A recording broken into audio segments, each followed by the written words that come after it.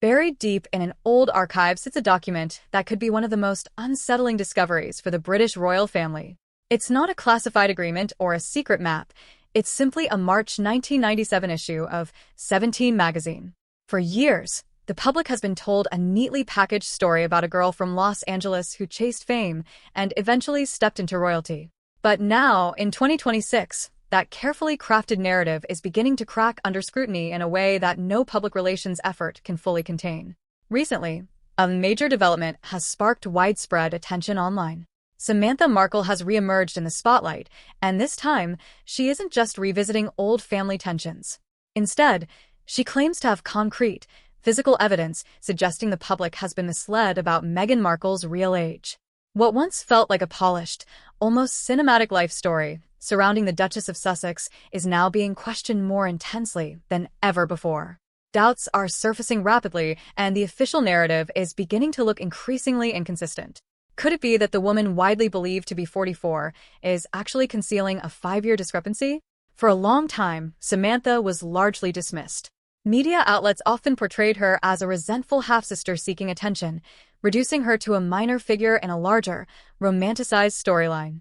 However, as legal disputes intensify in 2026, public perception is shifting. Statements that were once ignored are now being re-examined, and many are beginning to wonder whether her earlier claims were disregarded too quickly. Even seasoned royal reporters have started acknowledging that some of her assertions align with verifiable details.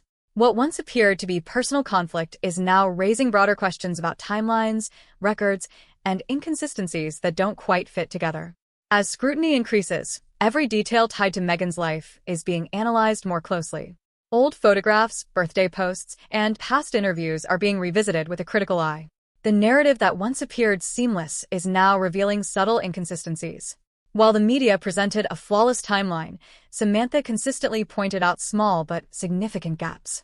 What if those overlooked details were not meaningless noise, but clues pointing to something much larger hidden in plain sight for decades?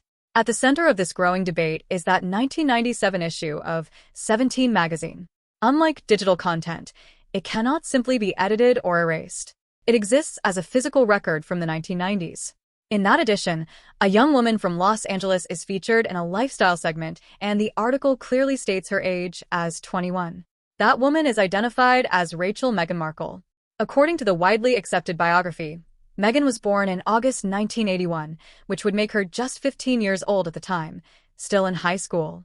Yet the imagery and context of the article portray her as an adult, someone already navigating early stages of a career. The presentation does not align with that of a teenager. When you examine the numbers, the discrepancy becomes difficult to ignore. If she were indeed 21 in 1997, that would place her birth year around 1976. Such a difference amounts to 5 years, an adjustment that, if accurate, would mean she is approaching 50 rather than her mid-40s. This has led many to question how such a specific detail could have been incorrectly published in a well-known magazine, especially when it appears to match claims made by members of her own family. However, the magazine itself may only be one piece of a larger puzzle. Once this inconsistency is considered, other aspects of the timeline begin to raise further questions. If the 1976 birth year were correct, it would significantly alter the known sequence of her education and early career. The official record states that Meghan graduated from Immaculate Heart High School in 1999. But with a 1976 birth year, graduation would likely have occurred around 1994. This creates a 5-year gap that remains unexplained. Observers have started asking, what happened during those years, and why is there so little documentation? Some independent researchers claim that older school records, including yearbooks and graduation materials, appear to have been modified or reorganized to support the 1981 birth date. While these claims remain debated, they continue to fuel ongoing discussion.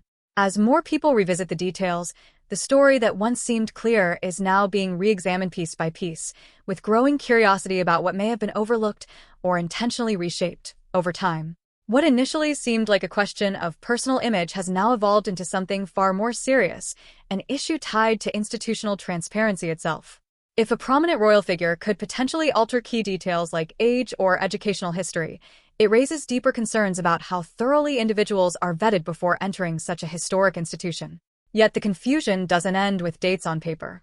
The The alleged 5-year gap carries implications that stretch beyond records and into biology.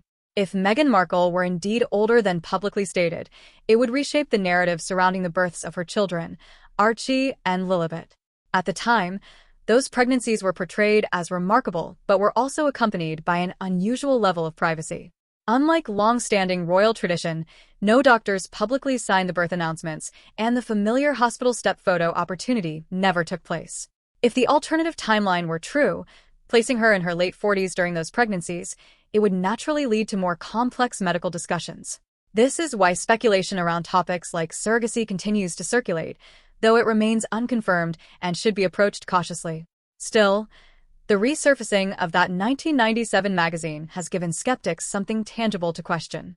While the magazine sparked the debate, memories from Thomas Markle may be even more unsettling to some observers. As an Emmy-winning lighting director, Thomas built a career shaping how people appeared on screen, softening features, adjusting perception, and quite literally controlling how age is presented. From his perspective, he didn't just watch his daughter grow up. He witnessed the development of a public persona. In recent 2026 interviews, he has suggested that aspects of her past may have been carefully curated. He recalls specific milestones, early jobs, auditions, and birthdays that don't seem to align with the widely accepted timeline. According to him, certain defining moments occurred earlier than what is publicly documented. He has even hinted that his distancing from Meghan wasn't only due to past controversies, but because he may hold memories and possibly evidence that contradict the official narrative. At the same time, Samantha Markle is intensifying her efforts through ongoing legal action. Rather than simply seeking acknowledgement, Samantha is reportedly pushing for access to original records, particularly a contemporaneous birth certificate from the hospital, not later issued documentation. Her argument centers on the idea that digital systems can be altered over time, while physical archives are far more difficult to change. She has also claimed that additional materials, such as old VHS recordings and dated receipts from childhood, exist within the family's possession and could challenge the established 1981 birth year. If such evidence were introduced during legal discovery, it could escalate the situation into a much larger issue for the royal institution. What began as a personal dispute is now being framed as a question of whether a globally recognized figure can reshape their own historical record. The discussion took another turn when attention shifted to the birth of Archie at Portland Hospital. In Spare, Prince Harry describes the experience in vivid, almost cinematic detail, calm surroundings, soft music, and a smooth progression from start to finish. He portrays Meghan as composed and strong throughout, with events unfolding seamlessly. However, when medical professionals reviewed these descriptions, many pointed out inconsistencies with standard procedures. The timeline outlined in the memoir suggests an unusually rapid recovery and discharge, whereas typical protocols often require several hours of monitoring after childbirth. Leaving a highly secure hospital in central London so quickly, given the necessary checks, documentation, and security logistics, has struck some as unlikely. When these elements are viewed together, the age debate, the archived magazine, and the detailed yet questioned birth narrative, a broader pattern begins to take shape. It suggests the possibility that certain aspects of the public story may have been refined or simplified over time.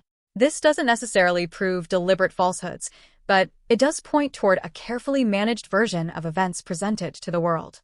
As scrutiny intensifies in 2026, more people are beginning to ask whether what they've been told is the full picture or just a highly polished edit of reality.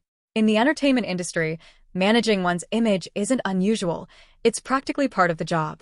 Many actresses feel pressure to appear younger in order to secure leading roles, and over the years, there have been numerous cases of public figures adjusting details like their age early in their careers. But when someone transitions from Hollywood into a position within the royal family, those same adjustments take on a completely different weight. What might once have been a personal branding choice suddenly becomes part of an official historical record. The evolution from Rachel Meghan Markle, featured in a 1997 magazine spread, to Meghan Markle, the Duchess of Sussex, marked a significant transformation. Some observers believe that during this shift, elements of her past that didn't align with a carefully crafted young royal image may have been quietly minimized or overlooked. This perspective is often used to explain why certain photos or references from the mid-1990s appear stylistically or contextually out of sync with the official timeline. Over time, interviews and public appearances helped reinforce a consistent and youthful narrative, but like any constructed image, It invites scrutiny when inconsistencies are perceived. When viewed through a broader lens, these questions extend beyond one individual and touch the monarchy itself. The royal institution is built not only on symbolism but also on tradition, accuracy, and lineage. If discrepancies, such as a potential 5-year gap, were ever proven, critics argue it could raise concerns about transparency at a structural level. Some have even speculated, based on claims by Samantha Markle, that uncertainties around timelines could lead to wider debates about protocol and succession. While such claims remain unverified, they illustrate how quickly a personal controversy can escalate into something with institutional implications. At its core, this situation highlights the relationship between public trust and public figures. The monarchy is not simply a celebrity entity, it relies heavily on credibility and continuity. If audiences begin to feel that the story presented to them is overly curated or selectively edited, that trust can weaken.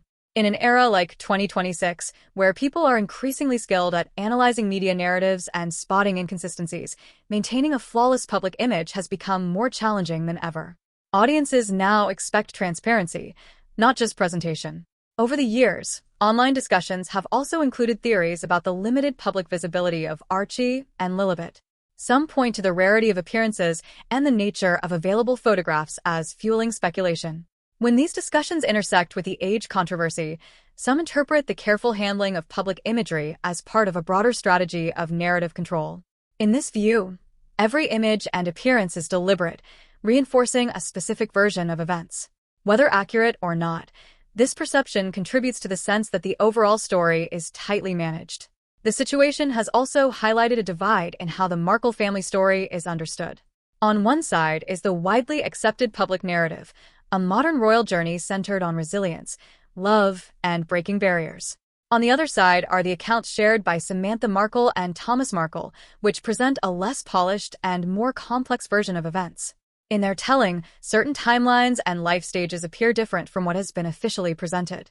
This contrast between two perspectives is where much of the debate originates. As attention turns toward the potential outcome of Samantha Markle's legal efforts in late 2026, opinions remain sharply divided.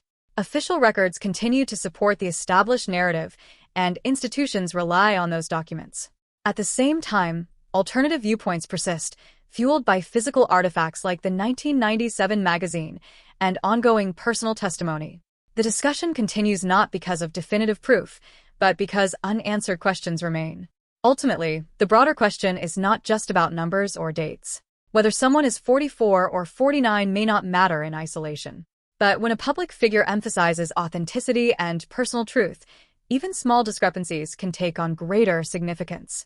The debate reflects a larger issue: how much control can be exercised over public perception, and how easily a narrative can be shaped. In a world where storytelling and image are so closely intertwined, people are increasingly asking where presentation ends and reality begins. The shift from Meghan Markle to Meghan Markle was more than a simple change of name. It represented a full-scale reinvention. Reinvention, in many ways, is celebrated as part of the American dream. However, when that transformation intersects with the rigid expectations of royalty, even small inconsistencies can create significant tension. When various elements are placed side by side, family accounts, archived magazine features, school timelines, and even details from Spare, some observers believe a pattern begins to emerge. While none of this rises to the level of confirmed legal proof, it is enough to keep public discussion alive and evolving. What makes this situation compelling is that it no longer revolves around a single allegation. Instead, it raises broader questions about how narratives are constructed and sustained over time, especially in environments where image carries immense weight. Once a particular version of events is presented and repeated consistently, it often becomes accepted as fact. Yet, as 2026 is demonstrating, even widely accepted narratives are now being re-examined. Perhaps this was never solely about a birth year, but rather about how perception can blur the line between reality and presentation in a world where every detail is curated and scrutinized. The growing debate reflects more than simple curiosity. It highlights the tension between a crafted public image and the complexities of real life. As that tension increases, so does public interest. For Samantha Markle, the objective appears straightforward. She wants people to recognize the version of her sister she remembers, rather than the global persona that has been built over time. For Thomas Markle, It seems to be about preserving memories from before that transformation took shape. For the public, it offers a rare glimpse into how fame, media, and identity intersect behind the scenes. Beyond personal narratives, the discussion has broader institutional implications. The British monarchy is not merely symbolic. It operates within a constitutional framework where accuracy in records, lineage, and timelines carries real significance. If Samantha Markle's legal efforts were to uncover discrepancies in foundational documents, critics argue it could extend far beyond personal embarrassment and raise deeper questions about institutional reliability. This is why the ongoing legal process in 2026 is being closely watched. What may appear to be a personal dispute could, in theory, touch on the credibility of official records themselves. At the same time, digital investigators have begun uncovering fragments of older online records, archived talent profiles, casting listings, and cached web pages that some claim contain conflicting information about age ranges. Whether these findings are meaningful or coincidental remains debated, but they contribute to the sense that earlier versions of a public persona may not fully align with later narratives. In an era where almost nothing truly disappears from the internet, even small inconsistencies can resurface and gain attention. Public scrutiny has now reached a point where even routine updates, photos, appearances, or celebrations involving Archie and Lilibet are analyzed in detail. Lighting, timing, and context are all examined, sometimes turning ordinary moments into subjects of speculation.